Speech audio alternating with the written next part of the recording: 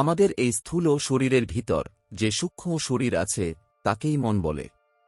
এই স্থূল শরীরটা যেন মনের উপরকার আবরণ। যেহেতু মন শরীরের একটা সূক্ষ্ম অংশ, তাই একের কাজে অন্যের উপর প্রভাব পড়ে। সেই জন্য প্রায়ই দেখা যায় যে শরীর অসুস্থ হলে মনও দুর্বল হয়ে পড়ে। আবার মন খারাপ থাকলে বা উত্তেজিত হলে শরীরও প্রভাবিত হয়। মনের পিছনেই থাকে আত্মা, যা মানুষের যথার্থ স্বরূপ। শরীর এবং মন দুই জড়, আত্মাই চৈতন্য স্বরূপ। মন কখনো আত্মা নয়, আত্মা থেকে সম্পূর্ণ ভিন্ন। বিজ্ঞানের এক উপমা ব্যবহার করে বলা যায় যে মন আর জড় পদার্থের ভিন্নতা কেবলমাত্র তাদের কম্পনের গতি ভিন্নতাতেই। মন যখন ধীর গতিতে কম্পিত হয় তখন তাকেই জড় পদার্থ বলে। আবার জড় পদার্থ যখন তীব্র গতিতে কম্পিত হয় তখন তাকে মন বলে। জড় পদার্থ এবং মন দুইই দেশকাল নিমিত্তের নিয়ম দ্বারা পরিচালিত হয়। জড় পদার্থের মনে পরিবর্তিত হওয়া সম্ভব, যদিও আমরা হয়তো তা প্রত্যক্ষ অনুভব করি না। উদাহরণস্বরূপ ধরা যাক, যদি কোনো একজন লোক 2 সপ্তাহ কিছুই না খায়, তখন তার কি অবস্থা হয়? তার শরীরটাই যে কেবল শুকিয়ে যায় তা নয়, মনটাও দুর্বল, শূন্য হয়ে পড়ে। যদি সে আরও কিছুদিন উপবাস করে, তবে তার চিন্তা করার শক্তিও হারিয়ে যায়। এমনকি নিজের নামটাও স্মরণ করতে পারে না। আবার যখন সে খেতে শুরু করে, তখন ধীরে ধীরে তার শরীরে শক্তি ফিরে আসে, স্মরণ শক্তি ফিরে আসে।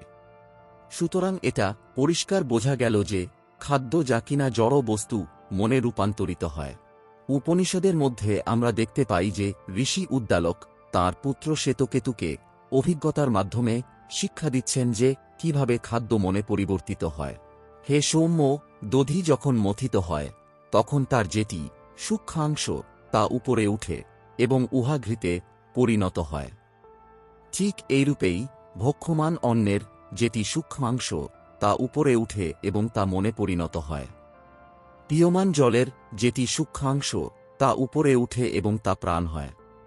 ভুজ্যমান তেজের যেটি সূক্ষ্মাংশ তা উপরে উঠে এবং তা বাক হয়। অতএব হে সৌম্য, মন অন্নময়, প্রাণ জলময়, বাক তেজময়ী। পুত্র শ্বেতকেতু বললেন, হে পিতা, আপনি আরও একবার আমায় বুঝিয়ে দিন।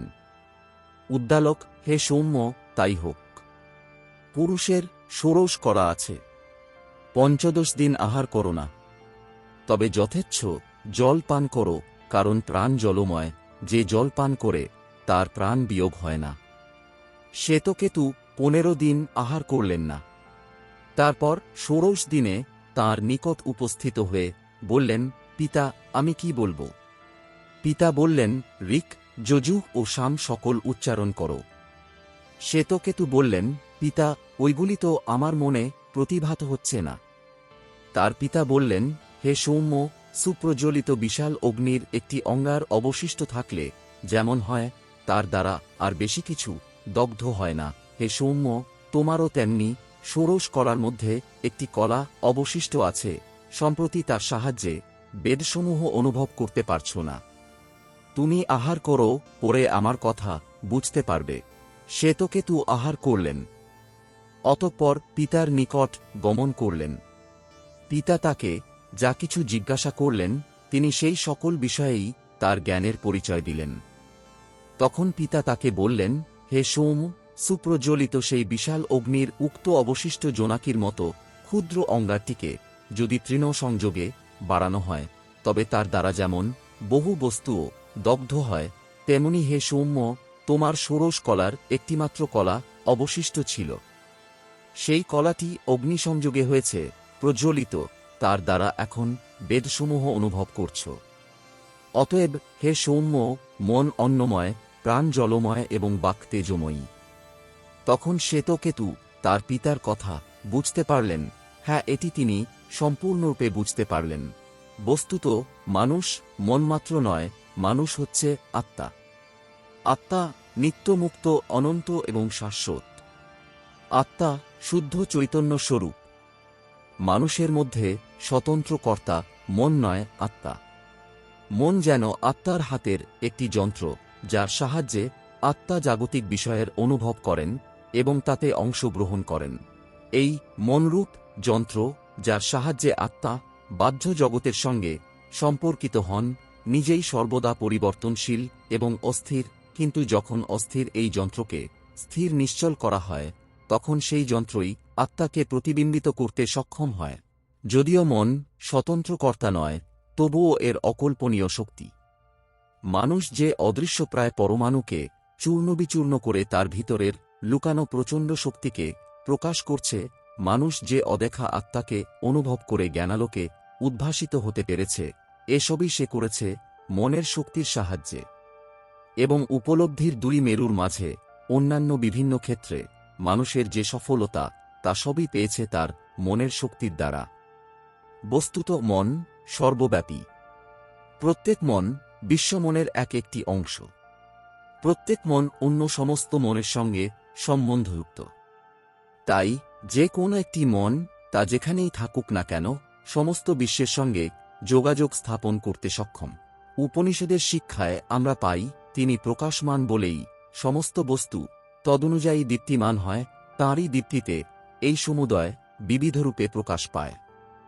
হিন্দুর দৃষ্টিকোণ থেকে মনকে জানতে হলে উপনিষদের এই গভীর জ্ঞানপূর্ণ উপদেশটি আমাদের সর্বদা মনে রাখতে হবে। সমস্ত প্রকার আলো বা প্রকাশক শক্তির উৎস হল পরমাত্মা বা ব্রহ্ম, যা শুদ্ধ চৈতন্য স্বরূপ, যাকে আমরা আত্মা বলি, যিনি সমস্ত প্রাণীর মধ্যে জ্ঞাতারূপে অবস্থিত, তিনি এবং শুদ্ধ চৈতন্য স্বরূপ ব্রহ্ম অভিন্ন। এই শুদ্ধ চৈতন্যের জ্যোতিতে সর্বসময় সর্বত্র সমস্ত বস্তু প্রকাশিত হচ্ছে। সূক্ষ্ম বস্তু দিয়ে তৈরি, স্বচ্ছ এবং আত্মার সবথেকে নিকটতম মন বোধস্বরূপ আত্মার অন্তঃকরণ বা ভিতরের একটি যন্ত্র। এই মন প্রকাশক জ্যোতির উৎস নয়, এর স্বাভাবিক নিজস্ব চেতনা নেই। যার ভিতরের যন্ত্ররূপে বা অন্তঃকরণ রূপে মন অবস্থিত, সেই বোধস্বরূপ আত্মার জ্যোতির সাহায্যেই মন সমস্ত কিছুকে উদ্ভাসিত করে, এমনকি জাগতিক আলো বা প্রকাশক শক্তিকেও। নিজস্ব জ্যোতি না থাকা সত্ত্বেও মনকে দীপ্তিমান মনে হয়।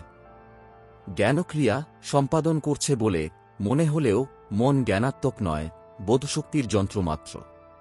চৈতন্যের কাছ থেকে ধার করা জ্যোতির সাহায্যেই মন যেমন প্রকাশমান, তেমনি জ্ঞানের একটি শক্তিমান সক্রিয় যন্ত্রমাত্র। আমাদের নিজেদের অভিজ্ঞতা থেকেও নানাভাবে আমরা বুঝতে পারি যে মন ইন্দ্রিয়সমূহ এবং শরীর থেকে আলাদা।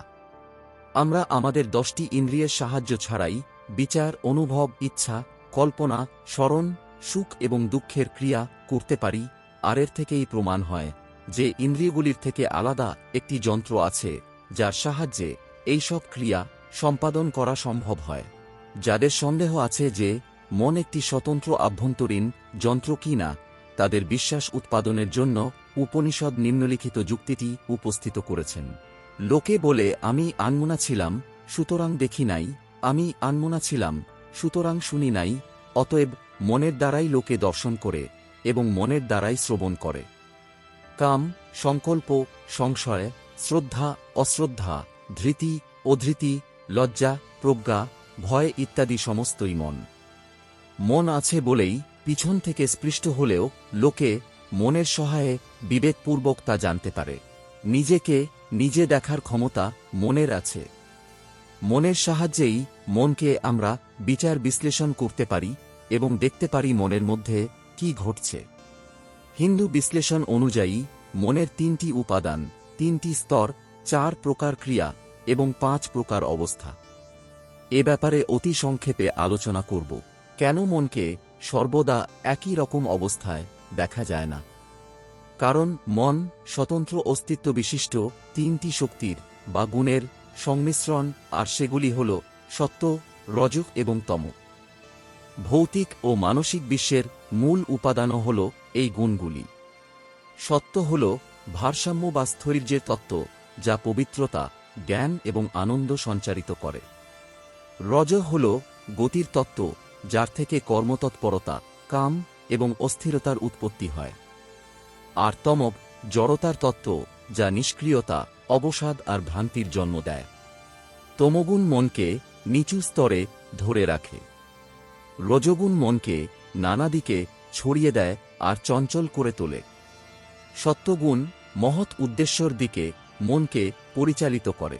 বৈরাগ্য, ক্ষমা, ঔদার্য মনের সত্ত্বগুণের বিকার।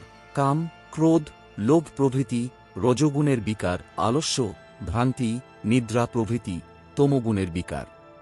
সাত্ত্বিক বিকার সম্ভূত বৈরাগ্যাদি ধর্ম থেকে পুণ্য উপস্থিত হয়। রজোগুণের বিকার কাম, ক্রোধাদি থেকে পাপের উৎপত্তি হয়। তমোগুণের বিকার নিদ্রাদি থেকে পাপ পুণ্য কিছুই হয় না, কিন্তু বৃথা আয়ুক্ষয় হয়। ব্যক্তিমনের গঠন এই গুণগুলির নানা রকম সংযোগ বিয়োগ দ্বারাই নির্ধারিত হয়। এর ফলেই মানবচরিত্রে বৈচিত্র্য, মানবমনের দোদুল্যমান অবস্থার প্রকাশ দেখা যায়। আমরা প্রায়ই বলি, আমি মন বদলে ফেলেছি। মন যদি একটি মাত্র মৌলিক গুণের তত্ত্ব দিয়ে তৈরি হতো, তবে এই মন বদলানো অসম্ভব হতো। সেক্ষেত্রে মানুষের কখনই উত্থান বা পতন থাকত না। সে যেমন অবস্থা নিয়ে জন্মেছিল সেই অবস্থাতেই চিরকাল থাকত। চেতন এবং অবচেতন এই দুটো শব্দের সঙ্গে আমরা সকলেই পরিচিত। এই শব্দ দুইটি বিভিন্ন স্তর নির্দেশ করে, যার মধ্যে মন ক্রিয়া করে। চেতন স্তরে সমস্ত কাজ সাধারণত অহংবোধ বা অহংকারের সঙ্গে যুক্ত থাকে, কিন্তু অবচেতন স্তরে অহংকার থাকে না। এদের থেকে আরও একটা উঁচু স্তর আছে, সেখানেও মন যেতে পারে। মন আপেক্ষিক চেতনাকেও ছাড়িয়ে যেতে পারে।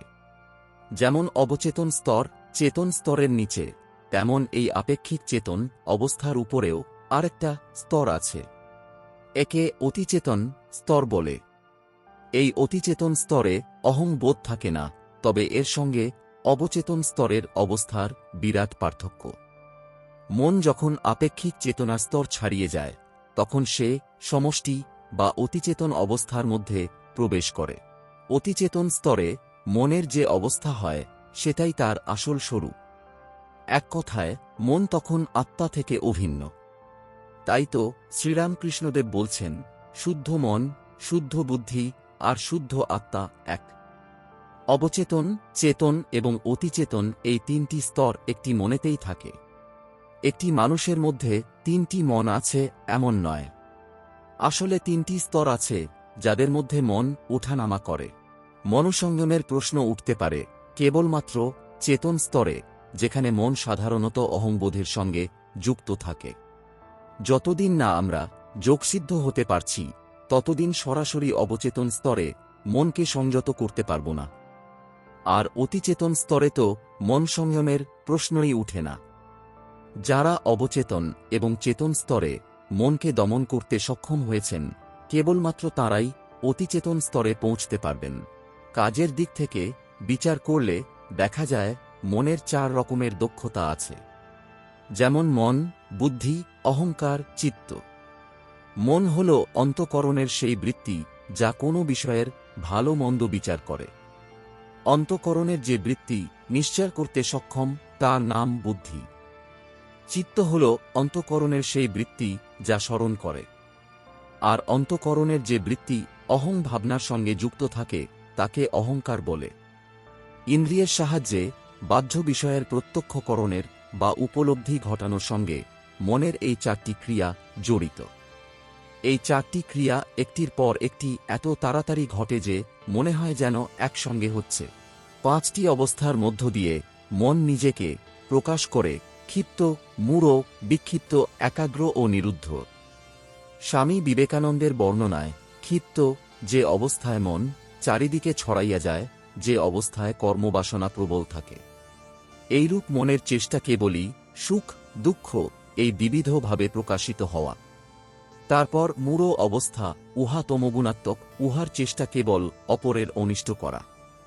বিক্ষিপ্ত অবস্থায় মন কেন্দ্রের দিকে যাইবার চেষ্টা করে। একাগ্র অবস্থায় চিত্তই কেন্দ্রীভূত হইতে চেষ্টা করে। এই অবস্থায় আমাদিগকে সমাধিতে লইয়া যায়। সাধারণত মন মূঢ় আর বিক্ষিপ্ত অবস্থাতেই থাকে। মূঢ় অবস্থাতে মানুষ বিষণ্ণ ও আলস্য অনুভব করে, আর ক্ষিপ্ত অবস্থায় চঞ্চলতা অনুভব করে। যোগ সাধনা করে এই মনকেই আবার বিক্ষিপ্ত ও একাগ্র করা যায়। মনসংযমের একমাত্র উদ্দেশ্যই হল মনকে একাগ্র করা। এই একাগ্র মন যে কোনো ক্ষেত্রে, যে কোনো কাজেই সফলতা লাভ করে। এই একাগ্র মনের সাহায্যে একজন ব্যবসায়ী তার ব্যবসায় শ্রীবৃদ্ধি লাভ করতে পারবে, সঙ্গীতজ্ঞ আরও বড় সঙ্গীতজ্ঞ হতে পারবে, বিজ্ঞানী আরও বড় খ্যাতিসম্পন্ন বিজ্ঞানী হতে পারবে। এই একাগ্রতা অভ্যাস ও বিকাশের দ্বারা মন পঞ্চম বা চূড়ান্ত অবস্থায় পৌঁছায়। এই চূড়ান্ত অবস্থার নাম বিরুদ্ধ অবস্থা। এখানেই অতিচেতন অবস্থা লাভ হয়।